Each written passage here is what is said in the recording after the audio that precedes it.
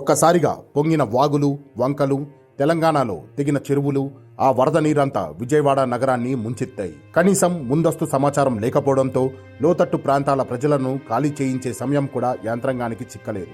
జలవనరుల శాఖ వరద తీవ్రతను అంచనా వేయడంలో విఫలమైంది. కనీస పర్యవేక్షణ లేకపోవడమే దీనికి కారణంగా చెబుతున్నారు.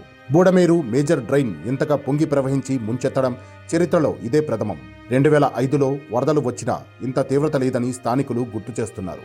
దాదాపు 2.75 లక్షల మంది నిర్వాసితులుగా మారారు. వందల కోట్ల ఆస్తి నష్టం సంభవించింది. పేద మధ్యతరగతి ప్రజలపై ప్రభావం చూపింది. విద్యుత్తు, తాగునీరు లేక ప్రజలు అల్లాడుతున్నారు. ఈ పరిస్థితికి తెలంగాణ ప్రాంతాల నుంచి వచ్చిన వరద కారణమని విశ్లేషిస్తున్నారు. శుక్ర, శనివారాల్లో జిల్లాల్లో రికార్డు స్థాయి వర్షం కురిసింది. విజయవాడ నగర దారులు జలమయమయ్యాయి.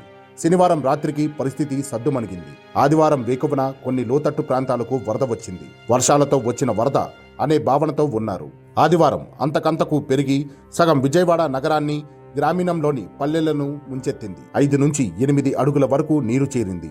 జనం హాహాకారాలతో అపార్ట్మెంట్లపైకి చేరుకున్నారు. అక్కడి నుంచి వారు బయటపడే పరిస్థితి లేకుండా పోయింది.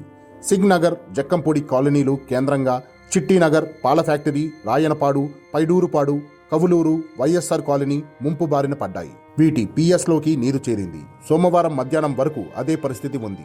ప్రస్తుతం నిలకడగా వరద కొనసాగుతోంది. మరోవైపు కృష్ణమ్మకు ప్రవాహం పోటెత్తడంతో కృష్ణానదిలోకి వరద నీరు వెళ్లలేక ఎక్కడికక్కడ నిలబడింది.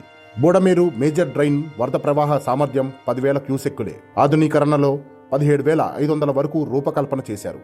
కానీ ఇప్పుడు ఒక్కసారిగా 45,000 క్యూసెక్కులు వచ్చాయి.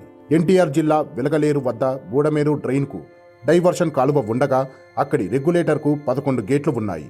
ఇవి ఎత్తితే పవిత్ర సంగమం వద్ద కృష్ణానదిలో వరద కలుస్తుంది. తెలంగాణ ప్రాంతం నుంచి వచ్చే వాగులు, వంకలు అన్నీ మైలవరం మీదుగా బూడమేరులో కలుస్తాయి. మరికొన్ని విస్సన్నపేట ప్రాంతం నుంచి వస్తాయి. శనివారం రాత్రి తెలంగాణ ప్రాంతంలో 30 చెరువులకు గండ్లు పడ్డాయి. ఈ విషయం జలవనరుల శాఖ దృష్టికి రాలేదు. అధిక వర్షపాతం, తెలంగాణ ప్రాంత వరద అత్యంత వేగంగా బూడమేరులో కలిశాయి. దీంతో వెలగలేరు రెగ్యులేటరీపై ప్రభావం చూపింది. గేట్లు ఎత్తడంతో డైవర్షన్ కాలువకు పలు ప్రాంతాల్లో గండ్లు పడ్డాయి. ఈ వరద కవులూరు, రాయనపాడు మీదుగా Jakkampudi colony, YSR colony, Vambay colony, పాల ఫ్యాక్టరీలను ముంచెత్తింది.